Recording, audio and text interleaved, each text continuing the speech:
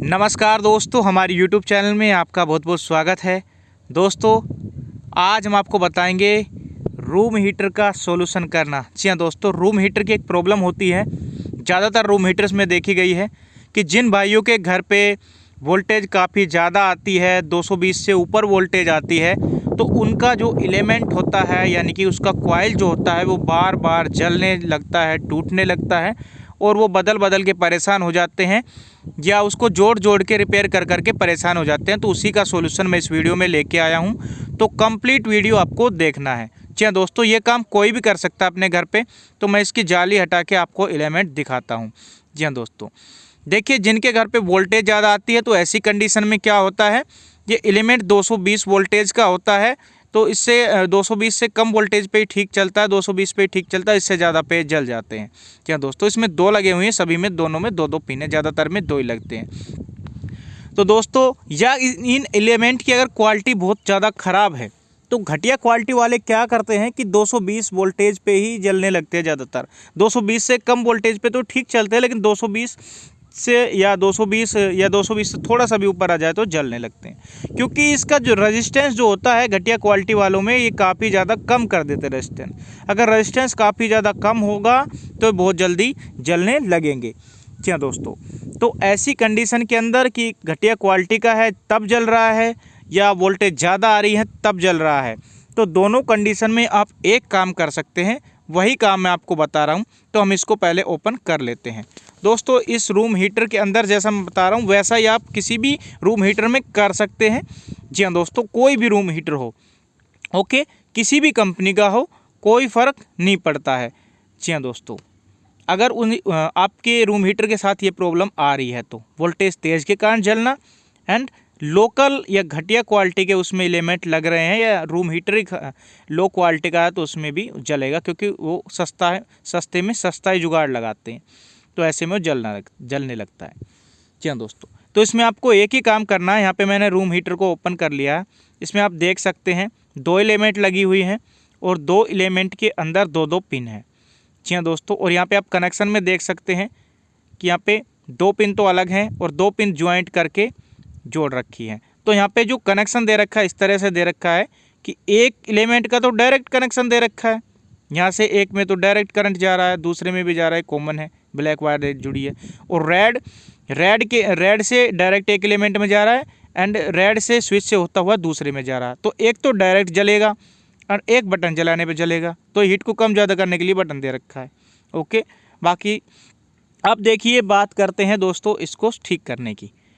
तो अगर आपके वोल्टेज ज़्यादा आ रहे हैं, बहुत ज़्यादा है 220 से, तब जल रहा है या क्वालिटी ख़राब है, तो इसमें करना क्या है कि आपको सिर्फ कनेक्शन चेंज करने हैं।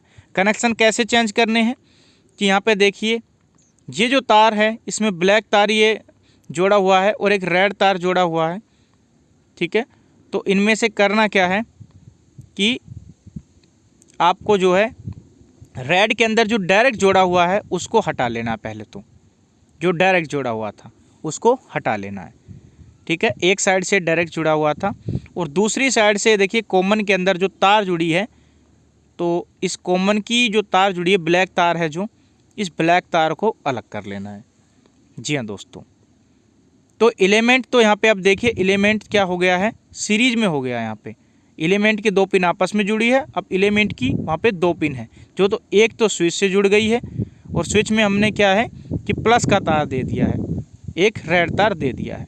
अब जो ब्लैक तार जो बचा हुआ है वो हम दूसरी साइड जो तार हमने स्विच से हटाया था उसमें देंगे। ओके, इसमें कुछ नहीं देना है, वो हमने जोड़ दिया है। तो ये रेड तार यहाँ से होता हुआ एलिमेंट के अंदर गया, एक एलिमेंट की पहली पिन पर, और यहाँ पे आई पेयर पिन वो करंट, और फिर यहाँ पे आके यहाँ पे हमको देनी है दूसरी तार। जी हाँ दोस्तों, तो ये क्या होगा, सीरीज कनेक्शन इसका हो जाएगा। और सीरीज कनेक्शन में क्या होगा कि इसका रेजिस्टेंस काफ़ी ज़्यादा बढ़ जाएगा, काफ़ी ज़्यादा बढ़ जाएगा। और काफ़ी ज़्यादा बढ़ जाने की वजह से क्या होगा कि ये थोड़ा धीमा तो चलेगा, ठीक है, थोड़ा सा धीमा तो ये होगा, लेकिन ये कभी जलेगा नहीं, तेज़ वोल्टेज में भी ये नहीं जलेगा। तो अब ये देखिए यहाँ पे ये, ठीक है, हमने इसको जोड़ दिया है और दो तारों में हमने करंट दे दिया है। अब एक में स्विच से एक डायरेक्ट, और जो नीला तार है वायर का वो आपको बॉडी में जोड़ देना, वो अर्थिंग के लिए, ग्राउंडिंग के लिए। ओके, वो करंट हाथ जो है करंट लगने से बचाने के लिए। तो यहाँ पे देख सकते हैं आप। अब इसमें आप टेप लगा सकते हो या स्लीव लगाओ तो ज़्यादा अच्छा रहता है। कई बार टेप जो है चिपक जाती है हीट होके, तो स्लीव इसमें अच्छा रहता है। और स्लीव भी डबल लगा दे या मोटा सा लगा दे तो अच्छा होता है। ज़्यादातर जो लोकल हीटर्स होते हैं उसमें ऐसे ही लगा देते हैं तार, और कई बार क्या होता है स्लीव जल के या वायर जल के चिपक जाते हैं और ऐसे में करंट लगने का डर रहता है। तो हीटर के अंदर जहाँ पे लोहे की बॉडी का यूज़ होता है जिस भी चीज़ में, तो उसमें आप अच्छे से स्लीव लगाइए, डबल स्लीव लगाइए। ठीक है जी हाँ दोस्तों।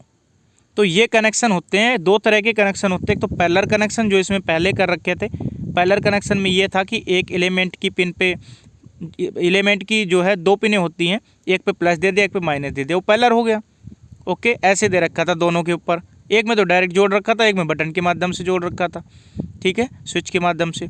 तो अब हमने क्या कर दिया है कि पहला जो एलिमेंट है उस पर प्लस दिया पहली पिन पर, और दूसरा वाले की जो पिन है, पहली पिन एक पिन उस पर माइनस दे दिया, और जो एलिमेंट की जो आउटर पिन है, जो नेक्स्ट दो नंबर की पिन है, उनको आपस में जोड़ दिया। तो अब ये सीरीज कनेक्शन हो गए हैं। जी हाँ दोस्तों, सीरीज कनेक्शन। इसे आप किसी भी हीटर में कर सकते हैं, चाहे आपका घर का कोई भी हीटर हो। मैं ये नहीं कहता रूम हीटर हो, कोई भी हीटर हो, सभी में ये काम कर सकते हैं। तो इससे क्या होगा कि रेजिस्टेंस काफ़ी ज़्यादा बढ़ जाएगा, और रेजिस्टेंस काफ़ी बढ़ जाने की वजह से ये ठीक ठाक चलेगा तेज़ वोल्टेज में भी। अगर आप 250 से ऊपर वोल्टेज भी दोगे, ठीक है, 240 भी दोगे तो भी ये 240, 250, 260 ऐसे करके दोगे तो भी कोई दिक्कत नहीं है। बाकी एलिमेंट जो है, एक एलिमेंट 220 का होता है, लेकिन लोकल जो होता है 220 से कम करंट पे तो ठीक चलते हैं, 220 से ऊपर जल जाते हैं। जी हाँ दोस्तों। तो अब ये भी कह सकते हो कि ये 2 फेस में चलने लायक हो गया है। ये हीटर 2 फेस तक भी ये झेल सकता है। जी हाँ दोस्तों। तो अब इसका जाली हम वापस लगा सकते हैं, लेकिन सभी हीटरों में ये काम आपको नहीं करना है।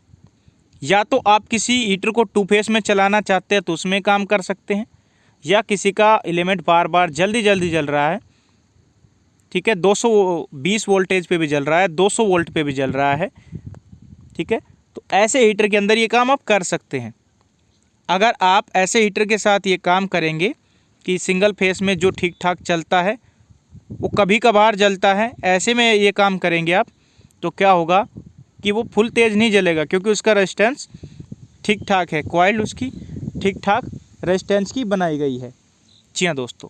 तो जिनमें रेजिस्टेंस कम होता है, जिन कॉइलों में वो ज़्यादा जलती है, तो उनके साथ ये काम कर सकते हैं। नहीं तो आपको ये प्रॉब्लम देखने को मिलेगी, आप ठीक ठाक हीटर के साथ करोगे कि वो बहुत कम जल रहा है, बहुत कम हीटिंग दे रहा है, तो उनकी हीटिंग कम हो जाएगी। तो हीटिंग तो इनकी भी कम होगी, पर इतनी ज़्यादा कम नहीं होगी। जी हाँ दोस्तों। अब इसका रेजिस्टेंस हमने बढ़ा दिया है, तो ये काम करके आप किसी भी हीटर को जो है ठीक ठाक चला सकते हो। अब ये जलेगा नहीं, कभी नहीं जलेगा अब ये, कितनी भी वोल्टेज फालतू आओ नहीं जलेगा अब ये, लेकिन थोड़ी हीटिंग कम देगा। लेकिन एक प्रॉब्लम रहेगी कि वोल्टेज कम आएगी ना, 200 से भी कम आएगी, 180 आ रही है, 170 आ रहा है, तो थोड़ा धीमा पड़ जाएगा। तो अभी ये ठीक ठाक जल रहा है, ये लगभग मैंने 240 वोल्टेज पे चला रखा है, तो अभी ठीक ठाक जल रहा है। तो ये वीडियो अगर आपको पसंद आए तो लाइक करें, शेयर करें, सब्सक्राइब करें चैनल को। फिर मिलेंगे। जय हिंद, जय भारत।